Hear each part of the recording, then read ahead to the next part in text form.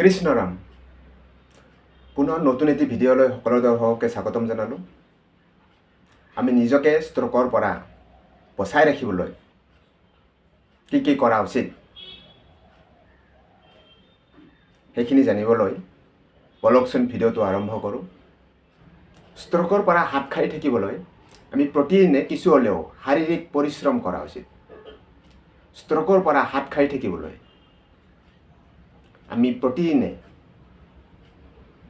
বেগাই খোজ কঢ়া অভ্যাস কৰা উচিত। ষ্ট্ৰোকৰ পৰা হাত সাৰি থাকিবলৈ আমি দৈনিক যোগাভ্যাস কৰা উচিত। ষ্ট্ৰোকৰ পৰা হাত সাৰি থাকিবলৈ আমি মেদবহুলতাৰ প্ৰতি সজাগ হোৱা উচিত। ষ্ট্ৰোকৰ পৰা হাত সাৰি থাকিবলৈ নিয়মীয়াকৈ আমি ৰক্তচাপ পৰীক্ষা কৰা উচিত। ষ্ট্ৰোকৰ পৰা হাত সাৰি থাকিবলৈ আমি অতিৰিক্তকৈ কেতিয়াও নিমখ খাব নালাগে। আমাৰ উচ্চতা অনুযায়ী ওজনো নিয়ন্ত্ৰণ কৰি ৰখা উচিত।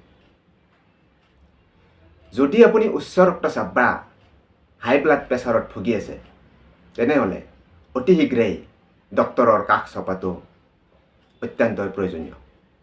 ষ্ট্ৰোকৰ পৰা হাত সাৰি থাকিবলৈ আমি তীব্ৰ মানসিক চাপ আৰু খং এৰাই চলা উচিত। ষ্ট্ৰোকৰ পৰা হাত সাৰি থাকিবলৈ ধূমপান আৰু মদ্যপানৰ অভ্যাস ত্যাগ কৰা উচিত। ষ্ট্ৰোকৰ পৰা হাত সাৰি থাকিবলৈ আমি গতানুগতিক খাদ্যাভ্যাস সলনি কৰা উচিত। ষ্ট্ৰোকৰ পৰা হাত সাৰি থাকিবলৈ আমি আমাৰ খাদ্য তালিকাত ফল মূল আৰু সেউজীয়া শাক পাচলিৰ পৰিমাণ বৃদ্ধি কৰা উচিত। ষ্ট্ৰোকৰ পৰা হাত সাৰি থাকিবলৈ আমি আমাৰ শৰীৰৰ তেজৰ কলেষ্ট্ৰলৰ সমতা ৰক্ষা কৰা উচিত।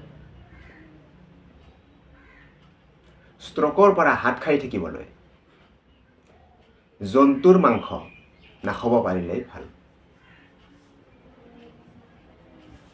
ষ্ট্ৰোকৰ পৰা হাত সাৰি থাকিবলৈ মছলা বৰ্জিত সাধাৰণ আহাৰ গ্ৰহণ কৰিব পাৰিলে ভাল। ষ্ট্ৰোকৰ পৰা হাত সাৰি থাকিবলৈ যদি আপোনাৰ বহুমূত্ৰ বা ডায়েবেটিছ ৰোগ আছে তেনেহ'লে মাজে সময়ে ব্লাড চুগাৰ পৰীক্ষা কৰি চুগাৰৰ পৰিমাণ নিয়ন্ত্ৰণ কৰি ৰখা উচিত। আজিৰ ভিডিঅ'টিত ষ্ট্ৰোকৰ পৰা আমি নিজকে কেনেকৈ বচাই ৰাখিব পাৰোঁ তাৰে কেইটামান টিপছ দিয়া হ'ল। টিপছকেইটা চাই যদি সঁচাকৈ ভাল পাইছে তেনেহ'লে লাইক কমেণ্ট শ্বেয়াৰ আৰু ছাবস্ক্ৰাইব কৰিবলৈ একেবাৰেই পাহৰি নাযাব। কৃষ্ণৰাম।